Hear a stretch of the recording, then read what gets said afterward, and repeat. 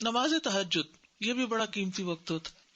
تہجد کا معنی قرطبی رحمہ اللہ نے اللہ تعالیٰ کے اس قول کی تفسیر میں کہا وَمِنَ اللَّيْلِ فَتَهَجَّدْ بِهِ نَافِلَةً لَكَ عَسَىٰ أَن يَبْعَثَكَ رَبُّكَ مَقَامًا مَحْمُودًا، اور رات کے کچھ حصے میں پھر اس کے ساتھ بیدار رہو، اس حال میں کہ تمہارے لیے یہ زائد ہے، نافل ہے، ایکسٹرا نماز ہے آپ کے لیے، قریب ہے کہ تمہارا رب تمہیں مقام محمود پر کھڑا کرے.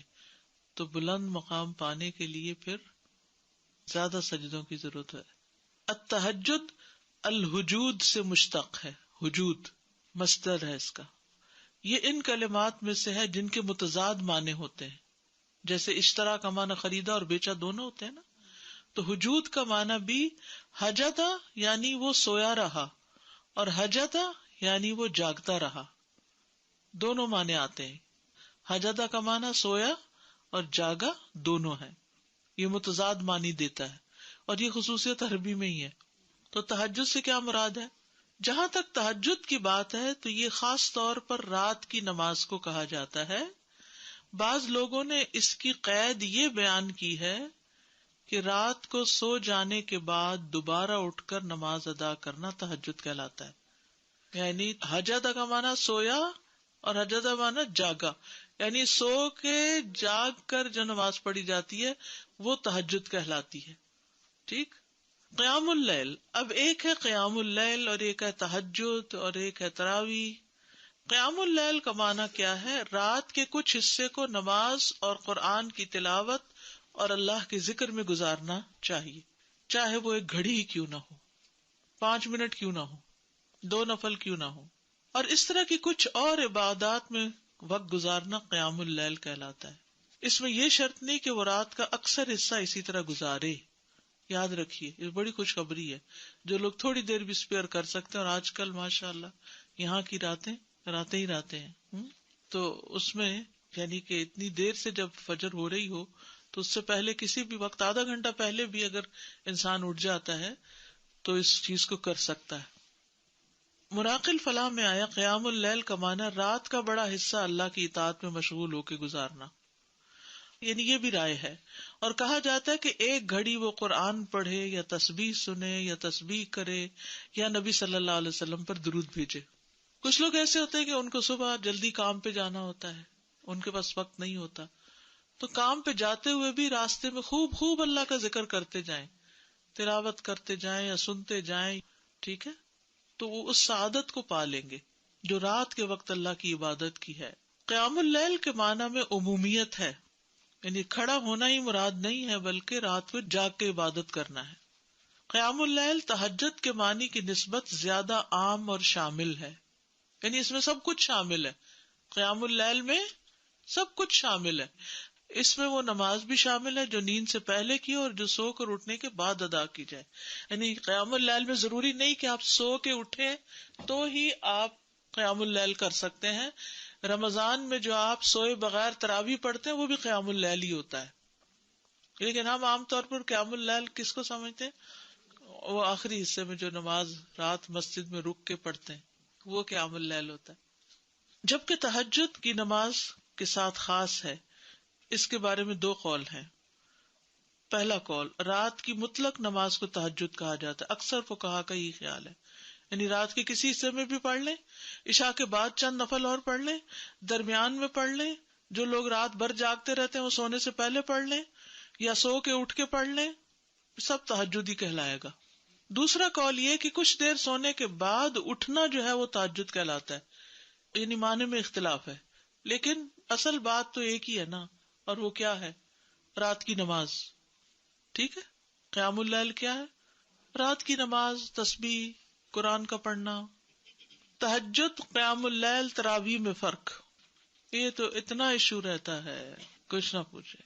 ابن باز رحمہ اللہ سے پوچھا گیا کہ نماز تراویح، قیام اللیل اور تہجد میں کیا فرق ہے، آپ ہمیں فتویٰ دیں، اللہ آپ کو اجر دے. تو انہوں نے جواب دیا کہ رات کی نماز کو تہجد بھی کہا جاتا ہے اور قیام اللیل بھی کہا جاتا ہے. کیا کہا؟ رات کی نماز کو تہجد بھی کہا جاتا ہے اور قیام اللیل بھی کہا جاتا ہے. جہاں تک تراویح کا تعلق ہے تو علماء کے نزدیک یہ رمضان کی راتوں کے اول حصے میں کیے جانے والے قیام اللیل پر بولا جاتا ہے، عشاء کے بعد جو پڑھتے ہیں اس کو تراویح کہتے ہیں۔ اس کے ساتھ ساتھ اس بات کا بھی خیال رکھا جاتا ہے کہ یہ نماز ہلکی پڑھائی جائے اور لمبی نہ کی جائے، یعنی یہ تراویح کی خاص خصوصیت ہے۔ اور اس کو تہجد کا نام دینا بھی جائز ہے، اس کو قیام اللیل کا نام بھی دیا جا سکتا ہے، اس میں کوئی حرج کی بات نہیں۔ یعنی بیسیکلی جس وقت جو بھی پڑھے، رات کو جو عبادت کریں گے وہ قیام اللیل بھی کہلاتی ہے، وہ تہجد بھی کہلاتی ہے، اور تراویح بھی، خصوصاً اول رات میں تراویح ہوتی ہے۔ تراویح رمضان کے لیے اسپیسیفک ہے۔ اچھا، یہ تراویح بھی لفظ جو ہے نا بعد کی پیداوار ہے۔ نبی صلی اللہ علیہ وسلم کے زمانے میں کوئی تراویح میں لپٹنے والے رات کو قیام کرو مگر تھوڑا، آدھی رات قیام کرو یا اس سے تھوڑا سا کم کر لو یا اس سے زیادہ کر لو، اور قرآن کو خوب ٹھہر ٹھہر کر پڑھو، ٹھہر ٹھہر کر پڑھنا، جلدی نہیں۔ وَمِنَ اللَّيْلِ فَاسْجُدْ لَهُ وَسَبِّحْهُ لَيْلًا طَوِيلًا، سورۃ الدہر میں آتا ہے، اور رات کے کچھ حصے میں پھر اس کے لیے سجدہ کرو اور لمبی رات تک اس کی تسبیح کیا کرو۔ سورۃ بنی اسرائیل میں ہے وَمِنَ اللَّيْلِ فَتَہَجَّدْ بِهِ نَافِلَةً لَكَ عَسَىٰ أَن يَبْعَثَكَ رَبُّكَ مَقَامًا مَحْمُودًا، اور رات کو آپ تہجد کی نماز ادا کیجیے، یہ آپ کے لیے زائد نماز ہے، یعنی باقیوں کے لیے 5 ہے اور آپ کے لیے یہ چھٹی۔ عین ممکن ہے کہ آپ کا رب آپ کو مقام محمود پر فائز کر دے۔ آغاز میں تہجد فرض تھی۔ زرارہ سے روایت ہے کہ سعد بن ہشام بن عامر کہتے ہیں کہ میں نے عائشہ رضی اللہ عنہا سے کہا مجھے رسول اللہ صلی اللہ علیہ وسلم کی رات کے قیام کے بارے میں خبر دیں، تو انہوں نے کہا کیا تم یا ایھا المزمل نہیں پڑھتے؟ میں نے کہا کیوں نہیں؟ انہوں نے کہا بے شک اللہ عز و جل نے اس سورت کے آغاز میں رات کا قیام فرض قرار دیا تو اللہ کے نبی صلی اللہ علیہ وسلم اور آپ کے ساتھیوں نے سال بھر قیام کیا، تم پر مہربانی فرمائی تو قرآن میں سے جو میسر ہو پڑھو، چھوٹی سورت بڑی سورت جتنا بھی۔ اس نے جان لیا کہ یقیناً تم میں سے کچھ بیمار ہوں گے، کچھ دوسرے زمین میں سفر کریں گے، اللہ کا فضل تلاش کریں گے، بزنس ٹرپس، اور کچھ دوسرے اللہ کی راہ میں لڑیں گے، بس اس میں سے جو میسر ہو پڑھو، اور نماز قائم رکھو اور زکوٰۃ دو اور اللہ کو قرض دو، اچھا قرض دینا، اور جو نیکی بھی تم اپنی جانوں کے لیے آگے بھیجو گے اسے اللہ کے ہاں پاؤ گے کہ وہ بہتر اور ثواب میں کہیں بڑی ہے۔ نبی صلی اللہ علیہ وسلم کا اس تخفیف کو جاری رکھنا۔ حضرت عائشہ سے روایت ہے، کہتی ہیں کہ رسول اللہ صلی اللہ علیہ وسلم آدھی رات کو گھر سے نکلے اور مسجد میں نماز پڑھی، کچھ لوگوں نے بھی آپ کی نماز کے ساتھ نماز ادا کی۔ صبح کو لوگوں نے اس بارے میں بات چیت کی، چنانچہ دوسری رات لوگ پہلے سے زیادہ جمع ہو گئے۔ رسول اللہ صلی اللہ علیہ وسلم دوسری رات بھی باہر تشریف لائے اور لوگوں نے آپ کی نماز کے ساتھ نماز پڑھی۔ لوگ صبح اس کا تذکرہ کرتے رہے۔ تیسری رات مسجد میں آنے والے اور زیادہ ہو گئے، آپ باہر تشریف لائے اور لوگوں نے آپ کی نماز کے ساتھ نماز پڑھی۔ جب چوتھی رات ہوئی تو مسجد نمازیوں کے لیے تنگ ہو گئی اور رسول اللہ صلی اللہ علیہ وسلم نکل کر ان کے پاس تشریف نہ لائے، تو ان میں سے کچھ لوگوں نے نماز نماز پکارنا شروع کر دیا، لیکن رسول اللہ صلی اللہ علیہ وسلم باہر ان کے پاس تشریف نہ لائے، حتیٰ کہ آپ فجر کی نماز کے لیے تشریف لائے۔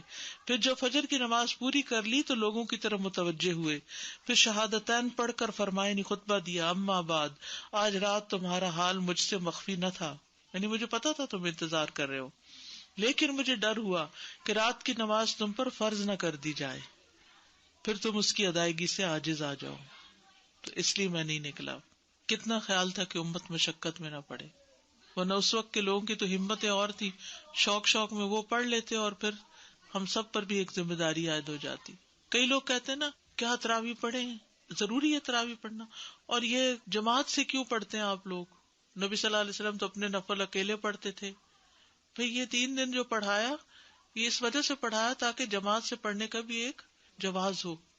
ایک خاتون بہت پریشان میرے پاس آئی اور ماشاءاللہ بہت پڑھی لکھی سمجھدار خاتون، کہتی میں ساری زندگی تراویح کا اہتمام کرتی رہی ہوں، ریسنٹلی کسی نے مجھے شک میں ڈال دیا کہ جی تراویح کا تو لفظ ہی نہیں ہے قرآن و سنت میں، اور جماعت سے پڑھنے کا کہاں حکم ہے، اور اس قسم کی بہت سی باتیں۔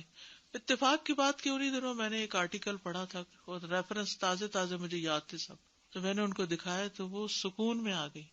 کہتی ہے 3 دن سے میں مسجد ہی نہیں گئی، 3 دن سے، رمضان کا مہینہ تھا یہ 3 دن سے میں نے نماز ہی نہیں پڑھی، کیونکہ کسی نے مجھے شک میں ڈال دیا یہ ہے ہی نہیں.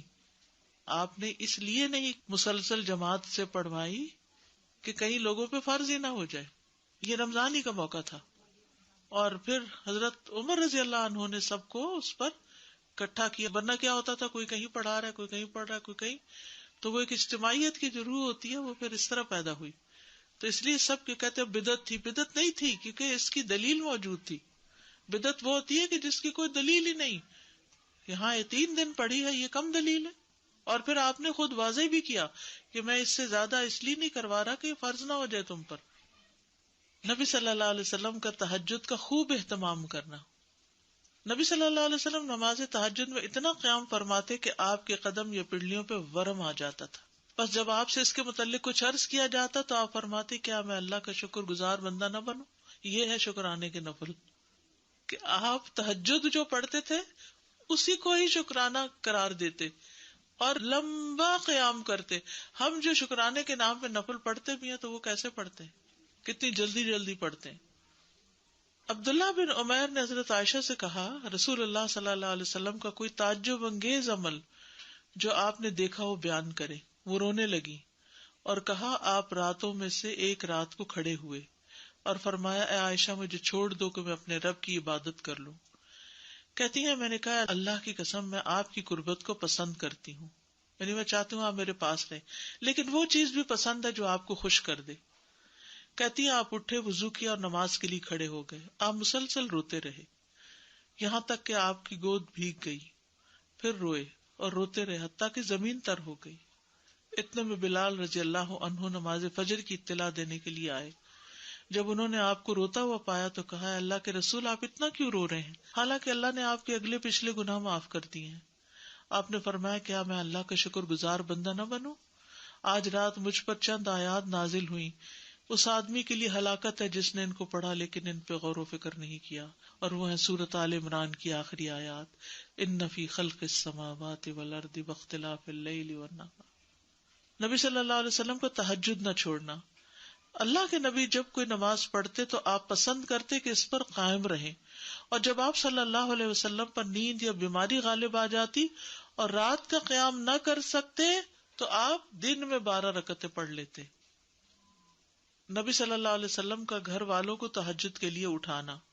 حضرت علی بن ابی طالب رضی اللہ عنہ سے روایت ہے کہ رسول اللہ صلی اللہ علیہ وسلم رات کے وقت میرے اور فاطمہ کے پاس تشریف لائے اور ہمیں نماز تہجد کے لیے جگایا.